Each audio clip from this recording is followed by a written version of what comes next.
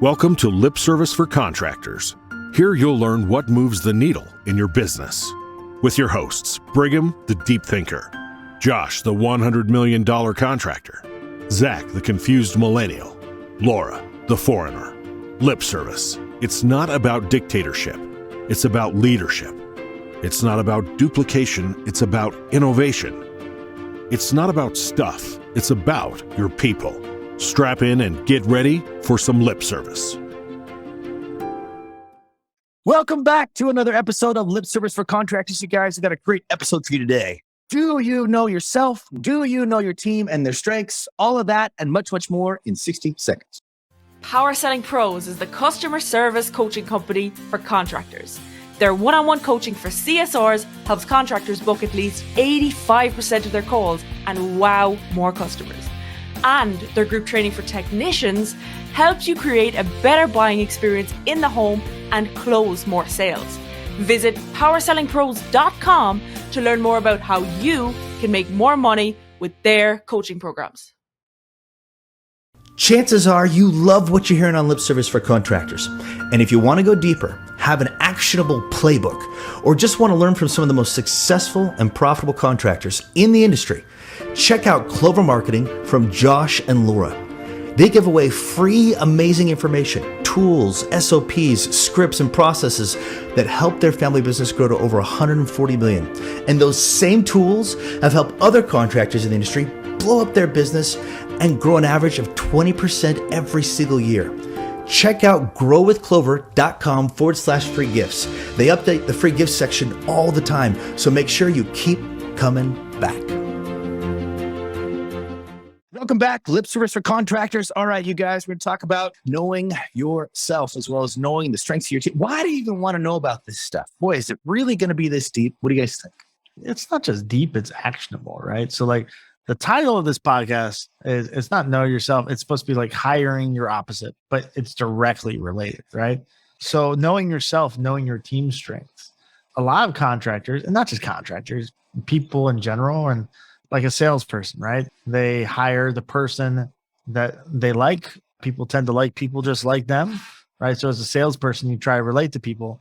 When you're putting together a team, there's certainly a culture aspect where there has to be enough common ground where everybody fits together well. Doesn't mean every person fits perfectly with another person, but if you actually hire a bunch of yous, that's not a good thing, right? And in order to do that, number one, you have to really know who you are. You have to know what you're good at, what things you really should be hiring for. And you got to hire opposite personalities because that's how you put together a real team, right? Like if you're putting together a basketball team, having 5 Kobe Bryants on the team is actually not a good thing. Like you may score a lot of points, but you got a big center, you're in trouble. Or like you have to have a team that complements each other, which means different skill sets and different personalities. So I think it's a cool conceptual thing, but honestly, it's super actionable too. Like there's a big difference, not just in business, but the safety of your business, the predictability of your business, and your potential for growth relies on different perspectives, different mindsets, different skill sets. Mm-hmm. That's my 2 cents. Your take, love it. Oh. What do you think, Laura? Gosh, I think self-awareness is so undervalued. And speaking about like self-awareness, knowing your strengths, knowing your weaknesses, I feel like is number one, so undervalued and so stunting from not just your ability to grow your business, but also just enjoying your day-to-day work.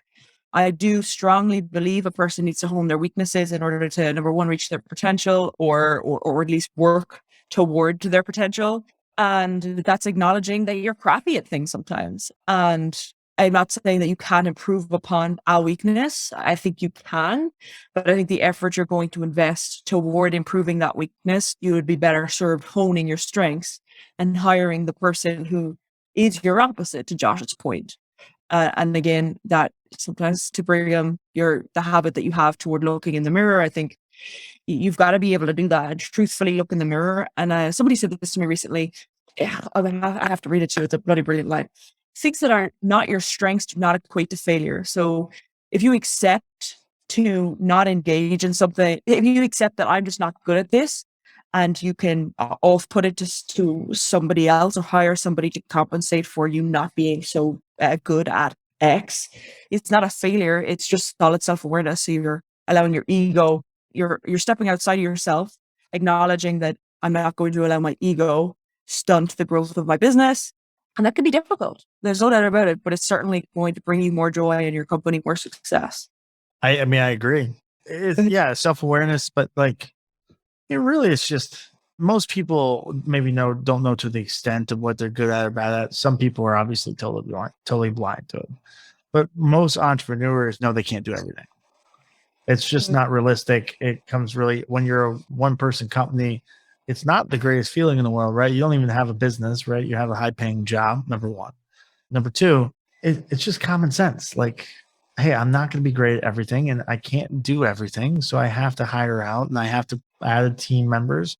And I have to create processes and systems and policies, and I got to automate, and I got to do as much as I can to make this scalable and exciting. Otherwise, it's just a grind every single day. Now, what most contractors specifically, but all entrepreneurs do, is they hire people different than them almost by accident, right? Like, I need an accountant. He's an accountant, so he's in a different trade, so he's different. But they try to get an accountant that's as close to their personality as they could find, which is a different person, obviously, right? An accountant's a different person than someone who drives sales just by nature. But if you really went through and like thought the process, put together a scorecard, right? Of, hey, what does an ideal position look like, or the ideal personality look like for this position, you would purposely hire different people. Right. And I think that's really powerful. I think the start of that process is writing down, like, what are your weaknesses? What are your weaknesses? And then making them part of the core competencies that you're looking to hire for. I don't know if that's true. And the reason I don't know if it's true, I don't disagree with you. At a certain level, I agree. But at a certain level, like, as an entrepreneur, right, it's naturally exposing. Like, I do jujitsu, Brigham did jujitsu, you did jujitsu. Not that this is a jujitsu podcast, but like, if you're getting choked out, I'm not good at this defense. It becomes really obvious. You know what I mean? Like, unlike jujitsu, you have a team, right? But like, what you're not good at. Right. But I'm things saying you don't enjoy and the things that take you a lot of time that don't add value. it's not the focus on writing this thing down. It's making those core competencies something you hire for, or that the person you're hiring for make it. And I think we need to do it more as an organization in Clover. Ask 360 reviews, like asking. I do believe, although I think that each of us as individuals have a pretty solid amount of self-awareness. I can almost bet you we all have blind spots. Most people do. I think asking the leaders within your organization for like your things they think you're good at, things they think you can improve upon, would probably be very valuable for most people. We should probably do it. Go. Agree. So recently I've made a transition in Power Sling Pros. Got a proposal from Zach Garstide to become the CEO of Power Sling Pros. It was super bold and ambitious, and it was about 7 pages long, and I accepted it. I've talked about this in other podcasts. I didn't know he proposed to that. I thought you did. No, he did. Good for him. He did. Yeah, in fact, I was going completely in a different direction when he sent it, and we were thinking about this other direction. When I say we, Barry Gates, who's a minority owner, and myself at Power Sling Pros, and he called us when we were on the phone together. Well, he called me when we were on the phone together and said, "Hey, I just sent you a proposal. Why don't you take a look at it?" So while I'm on the phone with Barry, Zach sends this text saying, "Hey, please look at this proposal." And I'm like, "Barry, did you know about this?" And Barry's like, "I swear I didn't know anything about this." I'm like, this is the most serendipitous thing ever. I sat down with Zach about 2 weeks later after we worked out all the details. And I said, look, the first thing that we need to do in this transition is approach it in a way that helps everybody on the team feel like they're a part of this, that they're a part of this transition. And so as we worked it out, there's 3 steps that he and I put together. And the reason why I bring up these 3 steps is because we wanted to create an environment where the team felt like they could give feedback in a very safe way, right? That they're in a safe place with Zach. And so what he did is he ended up making 3 promises. And I'm going to share those 3 promises. And the reason why is because he wanted to create an environment where they felt safe to share And when they can share safely, guess what? He gets to know about himself, and he also gets to know about his team. So I feel like it's really relevant to what we're talking about. But the first promise he made is that when you give feedback, there's two things. Number one, I will not be offended when you give feedback. I will not ghost you. How cool is that? Number two, I may ask questions, follow-up questions based on that feedback, but you can feel very safe in that environment as I'm asking questions about the feedback. And lastly, I'll ask for help based on the feedback that you've provided. And after we put that together, we felt so good about it. We presented to the team, and they were like, as soon as he was done with that, those three promises, everybody started responding back saying, wow, you should run for president. That's amazing. That's the best speech I've ever heard, blah, blah, blah, blah, blah. And just the humility involved and such. And psychologically, there's some really cool things that he was able to do there. Number one, he showed that he was absolutely humble, right? That he did want their feedback. He did want to hear from them, that it was absolutely safe for them. He wasn't going to be offended. He wasn't going to ghost them. All those things that you get concerned about when you give feedback to, somebody who's in charge. And then at the end, just the icing on the cake is that I need your help. Now, the cool thing about that is we learned that Stephen Dell has a master's degree in business administration, that there's another role that he'd like to play, a role that we actually needed to fill. So, I mean, that in and of itself is incredible. But just everybody saying, hey, you know what? I'm really good at this and I'm really good at that. And by the way, I feel like the company could use this and could use that. And I feel like I could take care of that. And so they became a part of this transition, an active part. And it's already proving dividends. The culture's never been stronger. We're having phenomenal sales weeks in the middle of July, which is unheard of. I think these guys are, as a team, Power Selling Pros team, I think they're going to take it to a whole new level very, very quickly, just based on what I've seen in the first 3 weeks of him being in charge. So it's so fun to watch. Now, what's the benefit? Well, the benefit is that I can tweak and mold each member of the team without necessarily being involved myself. So what's the benefit of, in my opinion, one of the benefits of learning about yourself as well as learning about your team? In other words, becoming self-aware and socially aware, is that you have the ability to work on the business as opposed to in it. Everybody talks about it, right? We've been hearing it for years and years. You need to work on the business and not in it, but we never really talk about how to do that. And this is one way how. That's fair. I mean, there's a lot of ways to work on your business instead of in your business. But I mean, it's a good point. Like, I mean, to be clear, like Zach is a very different person than Brigham. And Brigham had I won't say lack of ego, but the self-awareness not to let ego become a problem there and say, hey, this young millennial, right? He's the confused millennial on the podcast, really might be a better fit because of the skills I don't have. And, a big part of this too is like when you're building in an organization, I know me and Brigham are a little bit on the opposite side of the fence on this. It's not the opposite side of the fence. We're just further down the fence from each other. We're still on the same side. But like, what got you here won't get you where you're going. And sometimes that means you got to let people go. Sometimes you got to, let things go that you love doing because there's someone better out there, or, there's just something more needle moving that you could focus on. I give credit to you. It's a willingness to grow and really trust your team and trust yourself. And I don't think it's too early to tell how well it's going to work. But I mean, I have confidence in it, but I think no matter what, you look back and be like, even if it doesn't work out quite the way you expect it to, you'll be glad you gave him the shot, and you'll be glad that you had the self-awareness to push yourself beyond what's easy, which is doing what you always do. Yeah. Timing's everything. If it were 5 years ago, I'd see it more as I might see it more as a threat than an opportunity. And that was just me working through my own lack of maturity. They look the same if you're not looking right. Yeah. Recognizing on my part a little bit of overwhelm. We've been growing booked, our night answering service, and it's really growing fast. To go from, 30,000 a month to 140,000 a month in a matter of a year is pretty significant. And making sure that we're on top of that is extremely important. So it's fun to watch that grow. But you have a gym. You have, you're doing all kinds of stuff now. Yeah. So I appreciate you bringing that up, and I'll make sure that we bring it back to our topic. But that only helps the case that I'm trying to make here.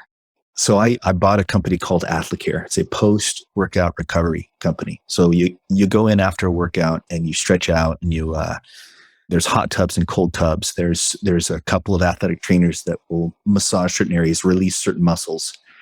And the reason why this is important is because, especially when you get older, you don't recover like you used to. You don't bounce back like you used to, especially if you're doing crazy things like jujitsu. There'd be times where I'd come out of jujitsu and I'd have felt like I busted a rib, but I didn't. It's just hurting, or I had a shoulder problem or whatever. And I just got to the point where I felt like I couldn't do jujitsu anymore. So I started doing other sports. But what I really needed was this. I needed something like this after a workout that could help me bounce back quicker so I could go back and do it again. Right. So what's exciting about it is we got profitable, we got bigger, we put everything under one house, including a chiropractor, an acupuncturist, and you can go anytime you want without an appointment. So yeah, it is built like a gym, but it's for after your workout. It's really cool. Open up a second location, and we're also opening a nutrition and meal planning company. So I am running 4 different organizations. So the timing. You're the truest sense of entrepreneur now, right? Like now a lot of people are hitting us. Like, that doesn't, I was like, no, that's the ideal, right? Like you read Rich Dad Poor Dad, right? Like your job is to look at reports, make decisions, and then I think it comes back to self-awareness though. Some people prefer to go deep and do better at going deep. Yeah, exactly. And so, but here's the thing. Why am I doing all this stuff? Well, you guys, I enjoy fitness. That's me recognizing the self-awareness, right? I know myself and I'm into recovery, understanding the body, taking care of the body. And my goal is to wrap it back around to our industry, because I hear story after story after story where technicians get beat up. They can't use their knees anymore. They can't. And what do? Well, they end up working in the office, which is ridiculous. A technician, we want to keep them out in the field for obvious reason is for as long as we possibly can. And if we can add an extra 5 years to the life of that technician so they continue to work in the field, my gosh, that helps you, that helps everybody else. So my goal is to kind of wrap this back around so that, look, we know that our technicians are not taking care of themselves, they're not taking care of their bodies for the most part. Very rarely do I see a technician that is taking care of his or herself. So to be able to wrap all of this into a bow and offer it to the industry is something I'm really excited about in the future. So yeah, there's some things I'm working on that have made it almost impossible just to focus in on one thing. So knowing what I'm capable of, knowing what I'm passionate about is absolutely directed where I'm spending my time. Yeah. Again, I think if you're fortunate enough to spend time on your passion, which not everybody is at the start of when you're growing a business, especially I know say for instance, when we started Chover, when any contractor starts their business, you kind of just got to suck it up and do it all. Not everybody is fortunate enough to say that they can work on their passions every day, but it's certainly an aspiring goal to say, hey, within 5 years or 3 years or 2 years or less, I want to be at a place where I can just work on my strengths, just work on what I'm passionate about. And if that's not your reality right now, I don't think it can't be. Perhaps putting a plan toward how you can realize that. Yeah. Talk about that for a second, Josh. Yeah. Just that one part that she discussed right there. Okay. So 15 years ago when I started Power Selling Pros, there was a ton going on. Right. As a side note, as I first began this, had a few clients in customer service, I had a wife that said to me, dude, I don't want you traveling like this. You're never home, 4 kids, so on and so forth. But I felt in my gut that this is where I needed to spend my time. And of course, when I'm at events, always at events, in fact, I remember one time where Buddy Smith, prominent business owner, heating cooling company in North Carolina, he said to me, dude, Brigham, you're everywhere. And he was right. I was at every event you could possibly imagine in the industry. And what did that mean? It mean I was never, ever home. So as a result, today, what's my reality? Well, the reality is I've got 2 older daughters that feel like I was never home when they were young, and it's true. And to a certain extent, I pay for that today. How did you work out of it? Well, you sit down in therapy, first of all, and listen to them tell you how I you think change. she means worked out way out of traveling. Work your way out of having to do it The all. only way, you guys, the only way was to build people around me. Oh, for sure. People with strengths that I didn't have. And I learned this from Royal Hockley. This guy was my first boss. He was so good. I mean, he's great with numbers. That's his strength, right? But he was so good at putting just the right people around him. In fact, some of the people that he brought on later became fantastic at things like duct work and so on and so forth, and actually training other people to do it. Of course, I was helping him on the marketing side, and you know what I've done after that. But he put industry-leading people on his team before they were industry-leading people. So learning from him, like part of that too is like, you know, that I want to focus on that comment real quick. Like industry-leading people, he built them to a point too. Yes. Yeah, he's able to identify talent. I was coaching him at Ascend Marketing with some of his marketing stuff, and he knew that he needed help with marketing. And what's funny is instead of me teaching him how to do it, he just said, "Why don't I just hire you to do it?" And so he called my boss and said, "Hey, can I offer Brigham a job?" And he said yes. And the rest is history. He helped me move my family from Utah to Chico, California, and gave me a shot. It was awesome. In fact, at one time, Service Experts, you know how Service Experts at one time was owned by Lennox. And he said, "You know what? We're not doing so well financially. So every Service Experts company has to let go of the last one they hired." And Royal went to bat for me and said, "No, this guy's great. I'm telling you, he's gonna do great things in the industry. Do not fire him. Do not let him go. He's doing great for us." So he totally fought for me. So that ability to put the right people around him, you know, obviously is proven some major dividends. And I learned that really young, that gosh, if you can just put the right people around you, you could be very, very successful. Well, it's not just put the right, because there's more to it than that, right? And you're describing it. It's like, it's really identifying talent effectively, recruiting and retaining people effectively, right? And then building people and training people effectively. And to a point, giving them the space to fail and opportunity to grow in the things you didn't think were possible. So you're creating upward mobility. Now, all of that sounds really easy when you describe it, like just put the right team around it, but it's actually a lot of work to do all of those things. Individually, it's a ton of work to do them all at the same time, which, by the way, you need to do all at the same time if you really want to scale and grow. If you want to be a $5 million contractor, you don't have to do a lot of that stuff. You want to be a 25 or a 50 or 100 or 200, you have to do all that stuff all the time.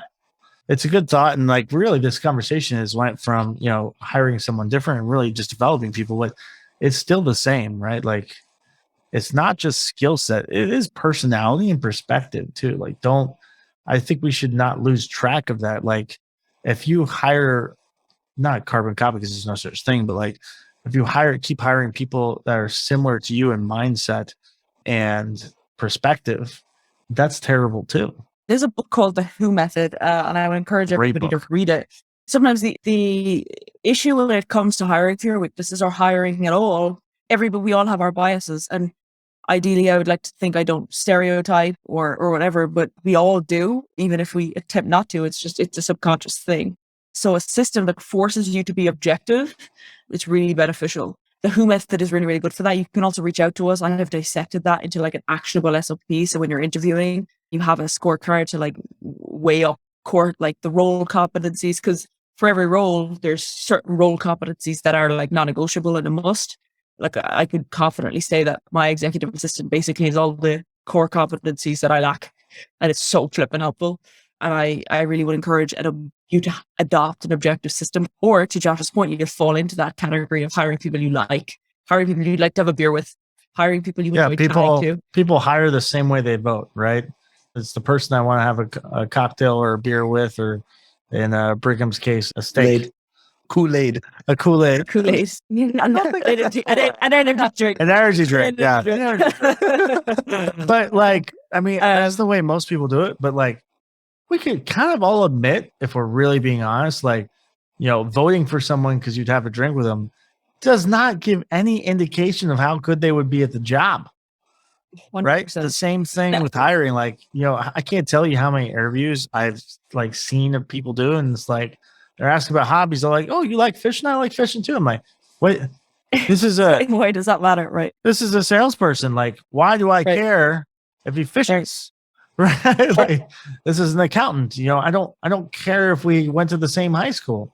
I mean, that's anecdotal and it's can be fun, but like not during the interview process. You're there to identify whether they would be a good fit for the position and for the culture.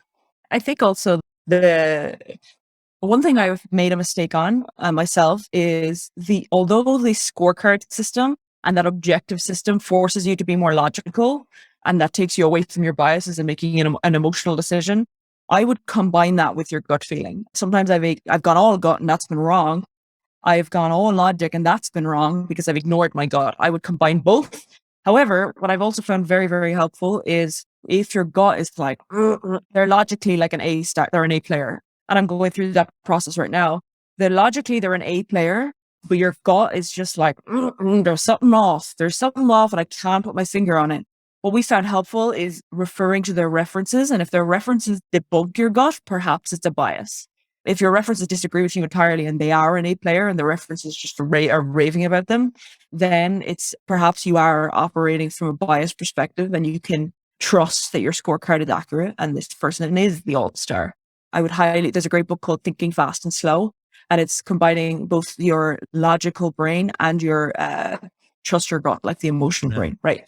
And that will really help you make better hiring choices and decisions.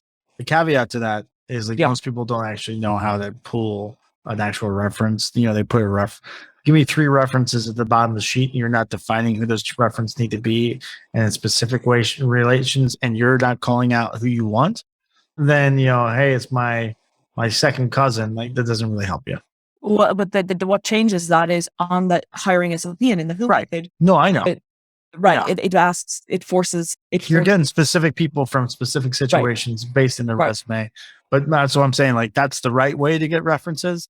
Not like, give me 3 names. It's like, okay, what was your last job?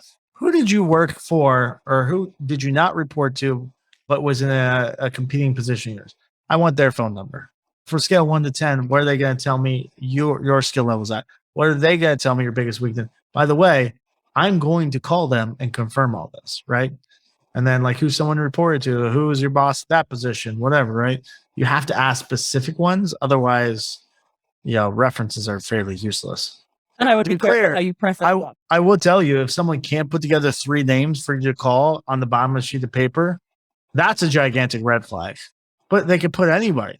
And I would preface it slightly different, and maybe it's just a figure of speech, but I will call them is like, I will catch you out. And I just don't think that's an appropriate statement. The who method says it is, so.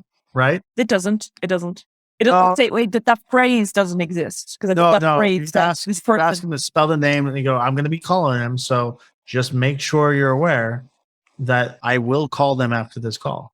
It says to do that multiple times because then you get more honest answers.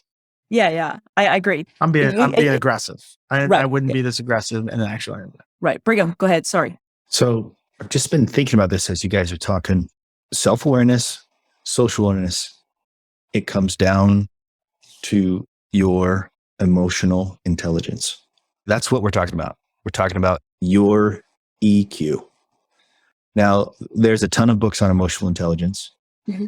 The one I like the most is the one written by Johnny Covey. He's less well known. So John Covey was kind of second in command when Stephen R. Covey was running the show. And Johnny Covey is Stephen R. Covey's older brother.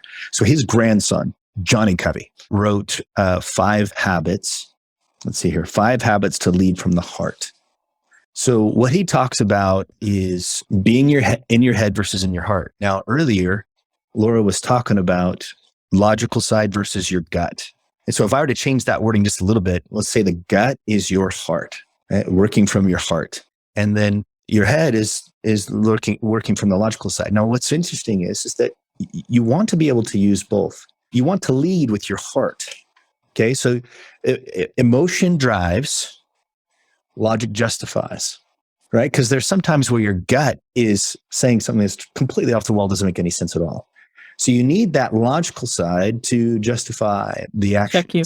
It's gotta make sense, right? So your head is kind of keeping things in check to a certain extent, but the leader, the driver is the heart. So what are we getting at here? Well, in my case, getting good with emotional intelligence, self-awareness, social awareness was the key for me to finding out my purpose in this life, right? So Power Selling Pros, 15 years, right? It's been 15 years since I started that company. And we've been focusing on our customer service. And I absolutely love customer service. I love teaching. So that served as several things that I'm passionate about. As I got older, I started becoming passionate about other things, such as health and fitness and so on and so forth. So I took all those skills over the last 15 years of growing a business.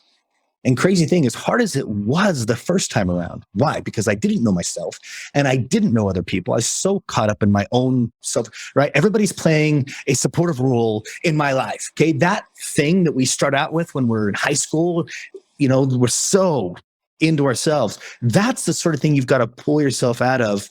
And the cool thing is you can do that with your first business. So when you start a second business, all that stuff is out of the way. And now you're dangerous. You're dangerous because you're totally self-aware and you're totally socially aware and you're asking the right questions. You're finding out what everybody's strengths are. And it's easier to hire somebody to run this organization and you're able to teach them how to do what you've done, how to help them become more self-aware, how to help them become more socially aware. And then you do it again and again, and you find that what took you 15 years only takes 5, and then it only takes 2, and then it only takes 1. And next thing you know, people are saying, man, everything you touch turns to gold. That's amazing. That's magic. Well, the same thing that professional basketball players have, you go to them and go, wow, LeBron, you're so incredible, man. How do you do that? You just must have this special talent. Well, that has something very small, right? You might have a little bit of talent, but you don't recognize the hours, the endless hours that LeBron put in to get where he's at today, to create the magic today. So what is keeping you from realizing your life's purpose and being passionate like everything you do? You don't know if it's work or play, because it's always work and it's always play. And it doesn't matter because you're having fun, right? There's purpose to your life. So this right here, what we're talking about, there is no easy way to go about it. You're not going to listen to this podcast and go, wow, okay, I'm going to be self-aware now and social. It's just not going to happen. You actually are going to have to put in time, lots and lots of time where you turn off your phone and you focus in on your self-awareness. You work on it and you focus in on your social awareness and learning about your team and what are their strengths and what are their weaknesses, and how can you take those weaknesses, making them strengths through training and mentoring and so on and so forth. Because as they're able to take on your various roles in a business, guess what? You don't have to do them anymore. In fact, if they could do better than you have done, my gosh, you can let it go and not even worry about it. That's freedom. See, our goal is not just to be financially free. Our goal is to have freedom over our time. And this is how you do it. And it's not going to be just this podcast. You've got to dedicate yourself to this. I think we could go on and on with this topic, and I look forward to exploring topics like this more. I'm mindful of our contractors' time. I hope this was helpful, maybe less actionable than usual, but self-awareness is incredibly powerful, especially if you can acknowledge your strengths and acknowledging your weaknesses and being okay with delegating them is certainly not a weakness. It is a strength, and you're doing both yourself a favor and the success of your business a failure. So I appreciate your guys' time. Thank you for listening. I hope it was helpful. As Josh always reminds me to say, make sure you share this podcast with your friends, like, follow. Brigham, what am I missing? Share. All right, guys. Well, thank you so much. Go out and change the world, as Josh says. And I appreciate all of you. Thank you, guys. Thank you for listening to Lip Service for Contractors. We hope you enjoyed this episode. Make sure to leave us a review in the App Store and don't forget to share with your friends. Ideas are cheap. Implementation is what separates the winners from the watchers. Go out and implement these ideas. See you on the next episode of Lip Service for Contractors.